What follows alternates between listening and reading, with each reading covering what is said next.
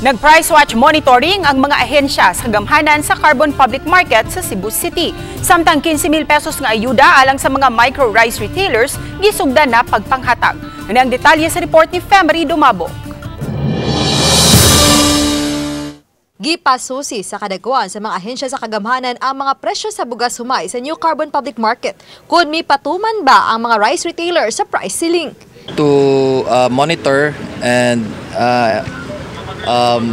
implement the executive order number 39 kay President Bongbong Marcos Jr.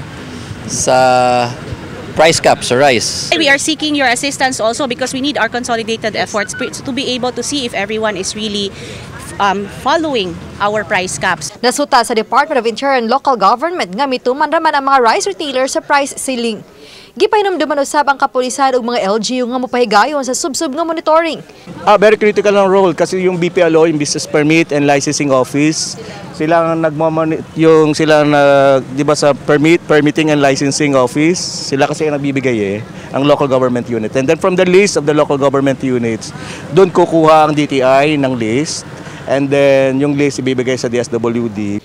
Gipatuman na sa mga rice retailer ang price ceiling sugod sa miaging simana pa. Nga maoy hinungdan nga naalkansi sila og kapin sa 1,000 ka pesos matag sako sa bugas.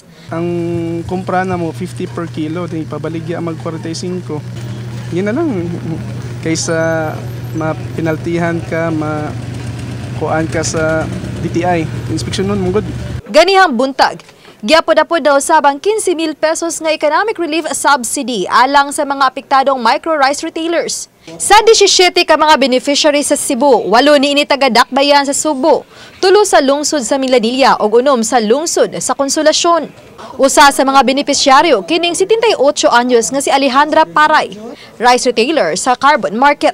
Mato siyang pagumangkod nga dili paigo ang nadawat nilang ayuda sa kadako sa ilang alkansi tungod sa gimandong price ceiling. Hinuon mapasalamaton sila nga makatapak kini sa ilang alkansi. Kaning gihatag na ayuda for kuan sa loss gani sa amo ang pahunan. Para namo amon lang sanggi kuan nga kansi jud pero di man nato mapugos nga mo kuan tag amount. At least nga ni hatag si President sa amo ang mga losses nga as a retailer. Ang DSWD mo ay migahin og kantidad sa economic relief subsidy. Apan ang Department of Trade and Industry mo ay mipili sa makadawat sa ayuda. Sa pagkakaroon, adunay 87 ka mga micro-rice retailer ang napaubos sa profiling sa DTI nga gipilian nga makadawat sa financial assistance. Eligible siya to receive the cash assistance kung first and foremost nakakomply sila sa price ceiling. 41 for regular milled o 45 for the well-milled. And then registered po sila sa DTI kung kanang sole proprietorship, CDA, and kanang kuan sa nasad sila business permit. Alang sa mga micro-rice retailers nga buot makadawat sa financial assistance, mamahimong maduol ang buhatan sa provincial o regional office sa DTI ug sa buhatan sa OPAV. Obani Cleofer Lumayag, Femery Dumabok. Balitang Bisdak.